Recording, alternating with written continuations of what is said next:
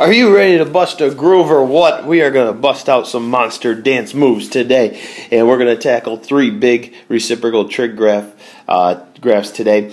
We spend like one whole day on sine, and then a whole day on cosine, and a whole day on tangent, and so forth. We're going to tackle all 3 reciprocal graphs in one day. So that means not only are we going to do the y equals the cosecant of x, we're also going to do y equals the secant of x and y equals the cotangent of x. We're going to take a look at all 3 of those graphs. They're pretty crazy. There's going to be a lot of vertical asymptotes flying around here today, and we'll try to sort it all out and really focus on some of the key properties with respect to each of these graphs. Just a little bit of reciprocal warm-up here before we jump into our first graph. If I gave you the fraction 2/3, we all feel really comfortable saying his reciprocal is 3/2. Of course, if I said 1/2, his reciprocal is 2. How about if I just gave you something really plain like 1? Okay, the key here is to visualize it as a fraction. You know, 1 is really 1 over 1, so his reciprocal is still 1. Or if I said -1, again, visualizing it over 1, we would say his reciprocal, by the time you flip it and clean it up, is still -1. So there's a couple of really special numbers who they happen to be their own reciprocals. Now, some of the crazier ones, if I gave you the number 0 and I said, what's his reciprocal? Here's the key. Visualize it as a fraction. 0 divided by 1. By the time I flip it, it's 1 divided by 0. And what we say, in math talk, we say that does not exist because you're not allowed to divide by 0. So to summarize that, if I give you 0, his reciprocal does not exist, and basically graphically that translates into a vertical asymptote. So we're going to see a lot of those today. Vice versa, let's flip that scenario around. What if I gave you a number and I said it doesn't exist, aka 1 divided by 0? His reciprocal is 0 divided by 1, which turns out to be just 0. So anytime we have a does not exist, his reciprocal is 0, and so forth. Alright, now we're ready for our first reciprocal trig graph, and we want to tackle cosecant first. And just remind yourselves, cosecant is the reciprocal of the sine function. Okay, so the first thing I'm going to do is I'm going to do a ghost sketch of the sine curve. And I know that the sine curve starts here at 0, and I'm going to actually scale the y-axis by 1s today just so I got enough room to go pretty high. And then at pi over 2 we have a height of 1, and at pi we have a height of 0, and at 3 pi over 2 we have a height of -1, and 2 pi has a height of 0. And so we've really started to master this graph here. We've really got a good feel for the concavity that takes place, and that's a great looking sine curve here. So how do we start to do a cosecant curve? Rule number 1, start with the roots of sine, okay? For instance, right here, the value of sine is 0, and the reciprocal of 0 we just said we call it does not exist, which graphically, how do we show that something doesn't exist? We draw a vertical asymptote. So every time the sine curve has a root, we are going to draw a vertical asymptote for cosecant. Alright, so within this domain, we've got 3 vertical asymptotes. Remember that roots correspond to asymptotes. The next thing I'm going to do is I'm just going to pick out a few friendly points. For instance, right now at pi over 2, sine has a height of 1, and the reciprocal of 1 is 1. Okay, do you remember that the sine of 30 degrees is 1/2, and the reciprocal of 1/2 is 2? And the same can be said over here for 5 pi over 6, aka 150 degrees. And what you're starting to do is you're starting to get a glimpse of a parabola-shaped creature. We're going to be concave up the entire time within that interval, and it's going to shoot towards the sky and get infinitely close to those asymptotes without actually touching them. I want you to think of those asymptotes as kind of like a fence, maybe a barbed wire fence that would be used to keep cows in the pasture. You can get close to it, but you don't want to touch it. On the other side here, at 3 pi over 2, sine curve has a height of -1, and the reciprocal of -1 is -1. So the 2 graphs actually intersect right there. And let's see, right here at 7 pi over 6, the graph has a height of -1/2, and the reciprocal is -2. And over here at 11 pi over 6, Again, the height of the sine curve is -1/2, and his reciprocal is -2. So that alone is giving me enough information to sketch this parabola-like graph here. And again, it gets really close to those asymptotes. And so what you see here in red is the graph of cosecant. And maybe I should write this function up here in red, just so you see the correspondence. The sine curve's in blue, and the cosecant curve is in red. And I'm going to give you a real nice clean picture on the next slide, just to make sure you got a glimpse of it. Alright, I want to just, what I've done is I've imported a great clean graph of cosecant. The only thing it's missing is it needs to have the vertical asymptotes drawn in. These asymptotes are the first thing you should put on your paper when you go to graph any of these guys, and they should be very visible. Alright, we're not trying to hide them. We want the asymptotes to be visible. I think if you have a TI-84, it doesn't show them, unfortunately, and then the TI-83 doesn't do a dotted line. It kind of connects the infinitely high point to the infinitely low point and so forth. But so we're not completely pleased with the way the calculator deals with these graphs, but this is what it should look like. So here, let's make a list in our notebook of the key properties for the cosecant graph. Let's see.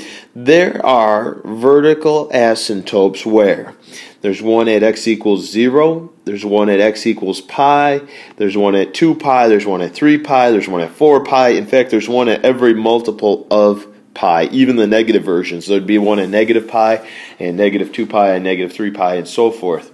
Okay. In fact, the x-intercepts of the sine curve are the vertical asymptotes of the cosecant curve, and I want you to have a firm grasp of that relationship.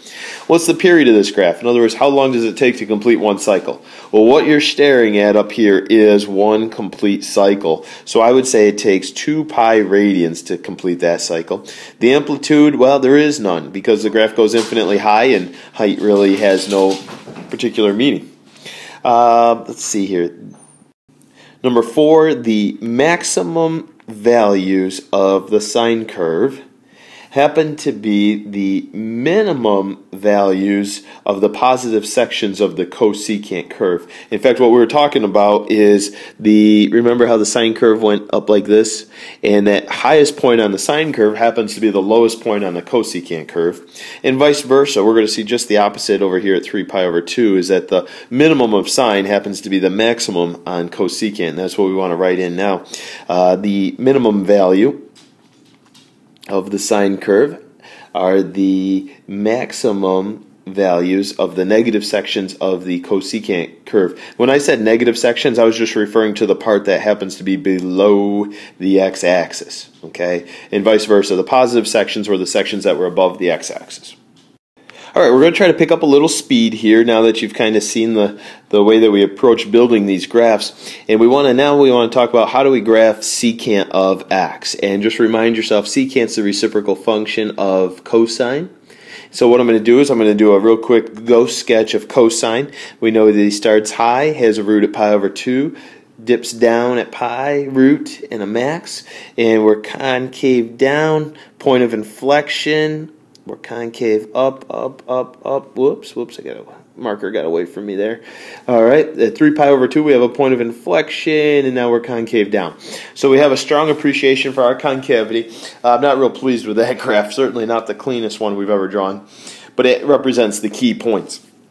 Now, the first thing you're going to do is you're going to identify where cosine has roots. Okay, right here at pi over 2 and 3 pi over 2. The reciprocal of those zeros does not exist, which graphically is a vertical asymptote. So the first thing, I can't stress this enough, I'm going to be looking to make sure that the first thing on your paper are the vertical asymptotes each and every time. And that goes the same for tangent that we did the other day. These asymptotes are important. Alright, now the reciprocal of 1 is 1, and over here at pi over 6, the cosine curve has a height of 1/2, so his reciprocal is 2, and what you're getting is kind of half of a parabola right there. Now if the domain went to the negative side of the y-axis, we would start to see the parabola come up, and it would be symmetric with respect to the y-axis. Okay, at pi, cosine has a height of -1, the reciprocal of -1 is -1. Let's see, this radian value right there, that would be 2 pi over 6. Cosine has a height of -1/2, so his reciprocal is -2. And then over here at, let's see, what would that be? That would be 2 pi over 3? No. Oh goodness gracious, I goofed this up. This should be pi over 3. This should be 2 pi over 3. Hopefully you were hollering at me from your computer screen. And then over here we've got 4 pi over 3 right here at this hash mark. And again, the reciprocal of negative 1/2 is negative 2. And we get a parabola that approaches but does not touch those asymptotes. And then finish it off here in this last section. Reciprocal of 1 is 1. Reciprocal of negative 1/2 is, or I'm sorry, positive 1/2 is 2. And we get this half over here. So that's what one complete cycle of secant looks like. Now I'll import a cleaner graph for you to see, and we'll talk about the properties. Okay, so here's what a really clean secant graph looks like. And we just want to add those vertical asymptotes into this picture. And let's see, so this is y equals secant, the reciprocal of cosine. And let's see, there are vertical asymptotes where? There's one at x equals pi over 2. There's one at x equals 3 pi over 2. In fact, there's another one at 5 pi over 2 and 7 pi over 2 and 9 pi over 2. And do you see the pattern? Let's see, I need to insert a word right there. Every odd multiple of pi over 2. So just like that's why you kept hearing me say, 1 pi over 2, 3 pi over 2, 5 pi over 2, 7 pi over 2, etc., etc. There would even be one at 19 pi over 2 and 21 pi over 2 and 23 pi over 2. You get the pattern, and of course all the negative reflections of those as well. One of my big keys here is that the x-intercepts of the cosine curve are the vertical asymptotes of the secant curve. The period is 2 pi, that's the number of radians it takes to complete one cycle. The amplitude is none, it does not exist, it just goes infinitely high. And we could say that the maximum values of cosine happen to be the minimum values of the positive sections of the secant curve. Okay, we're just referring to like this point here or this point here. And then the last statement we've got is we could say that the minimum value of cosine, its lowest point, which is at pi, happens to be the maximum value of the negative section of the secant curve. So those are the properties that we want to feel really comfortable with and be able to visualize. We got to be able to kind of close our eyes and be able to visualize that secant curve and see all of these properties come to life. All right, our third one for tonight, we're going to tackle y equals the cotangent of x, and of course he's the reciprocal of tangent. You could hear the tangent right in the pronunciation of cotangent. And this is just a great chance for us to review tangent in itself. I don't think we've quite mastered that one, especially the concavity. And pay attention to the sequence in the way that I go about graphing tangent. The first thing I do is I say to myself, well, there's asymptotes at pi over 2. And also 3 pi over 2, aka all the odd multiples of pi over 2. All right, there's roots at 0. There's a root at x equals pi. There's a root at x equals 2 pi. From 0 to pi over 2, we're concave up. From pi over 2 to pi, we're concave down. At pi, we have a point of inflection, and we're now concave up. And then from 3 pi over 2 to 2 pi, we're concave down again. All right. Notice that the tangent graph is always increasing. You read a graph the same way you read a book, from left to right. As you move from left to right, you're constantly increasing. All right. Now let's tackle cotangent. Basically, there's kind of a inverse relationship almost between roots and asymptotes, okay? We've always started by finding the roots, and these roots on tangent are going to be the vertical asymptotes for cotangent. So we've got a root at x equals 0, x equals pi, and x equals 2 pi. And just the opposite happens. When tangent has a vertical asymptote, that means cotangent's now going to have a root. And just over here, 3 pi over 2, a root. And so here's the big kicker. Tangent was always increasing. Cotangent's always decreasing. So what we're going to do is we're going to start really high. We're going to be concave up and decreasing. We have a point of inflection at pi right there at the root, and we switch concavity, but we continue to decrease. Same thing, we repeat that pattern all over again. Same pattern, repeat it, and you're going to get this curve right here.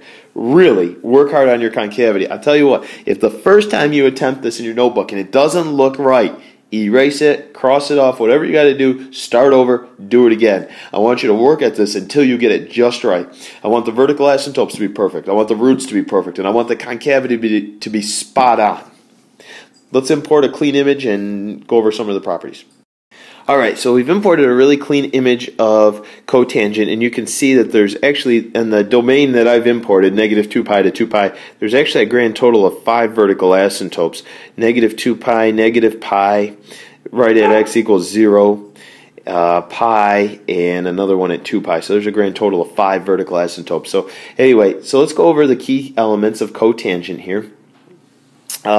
There are vertical asymptotes where, well, we said, I'll start on the positive side anyway, at x equals 0, x equals pi, x equals 2 pi, 3 pi, 4 pi, every multiple of pi. In fact, they have the same location for their asymptotes as the cosecant graph did earlier, the first one we did. The x-intercepts of the tangent curve are the vertical asymptotes of cotangent. And just the opposite, we also want to mention that the vertical asymptotes for tangent become the roots or the zeros of the cotangent curve. Okay? Let's see, what's the period? How long did it take to complete one cycle? It actually only took pi radians, just like tangent. Anything beyond pi is repetition.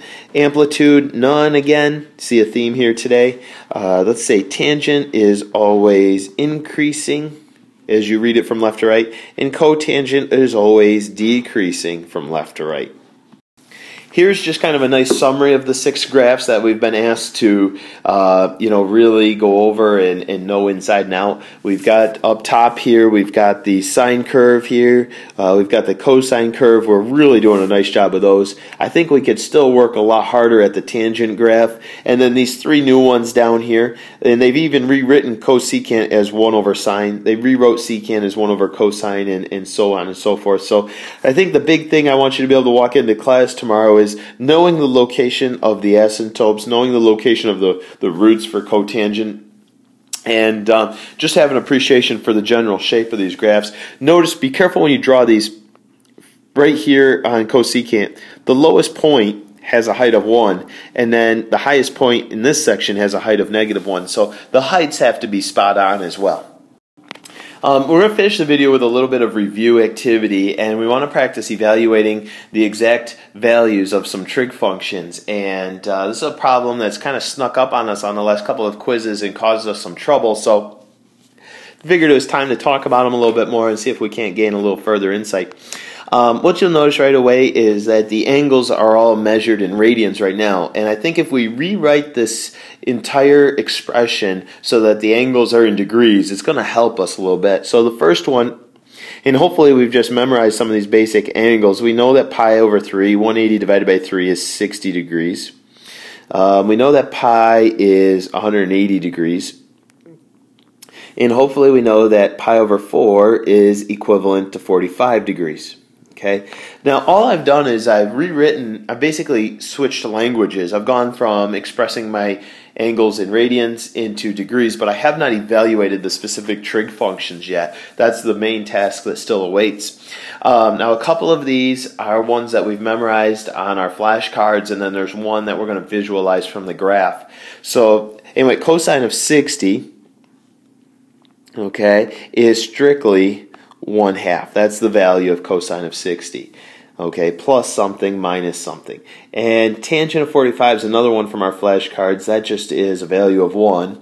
Now this one in the middle that I skipped, that's the one where I want you to be able to visualize the sine curve, okay? So we all know what the sine curve looks like, and we know that 180 is in the middle, so the height of the curve is 0. And that's all I do to get that answer. And so I'm just going to clean these up, combine like terms, and I ended up with -1/2 as my final answer.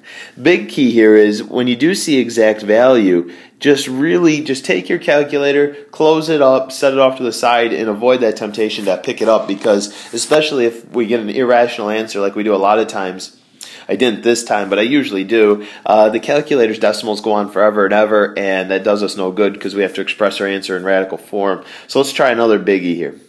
Alright, our last one for the night is kind of our grand finale, and it's similar to the last one, but I've imported a few more bear traps. And so the first thing, let's just take our time and let's rewrite it so that all of the angles are expressed in degrees. So that first one's really the tangent squared of 30 degrees. Plus the cosine of 180 degrees. Now these parentheses I'm putting in there are optional, but I like them. Even up here, I like them when they put them up there. Unfortunately, a lot of the test questions don't And then over here, that's going to be, let's see, pi over 3 by itself is 60. 5 times 60 is 300 degrees. And so we're off to a good start here. Now the question on this first term is what exactly is getting squared? Is the angle getting squared, or am I evaluating the tangent of 30 and then squaring? And that second option is the one that's happening. In fact, I want to rewrite that term so that it's the tangent of 30 degrees quantity squared. That's the better way to write it. Then we've got the cosine of 180, nothing exciting there. We're going to visualize the curve and his height there. Now this next one, it's going to be the sine of his reference angle, and the reference angle for 300 is 60, and I'm going to negate that because 300 lives in the fourth quadrant. So there's a mega bear trap right there, just remembering to negate that value. All right, let's clean them up a little bit. The tangent of 30 is radical 3 over 3. But don't forget to bring down your squared there. The cosine of 180, let's visualize that curve. The curve starts high, finishes high. 180 is in the middle. He has a height of -1. And then the last one, the sine of 60 is radical 3 over 2. So you can see we've got a lot of nasty values going on here. And squaring that's going to give me 3 over 9, which reduces to 1/3, minus 1 minus radical 3 over 2.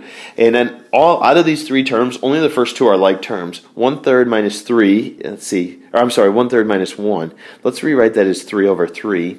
And so I get negative 2/3 minus radical 3 over 2. These are not like terms, and so I'm just going to leave it as is, and that's my final answer. Notice I did not touch my calculator. I'm just going to leave it in radical form like that. So hope that helps. We will see you guys tomorrow.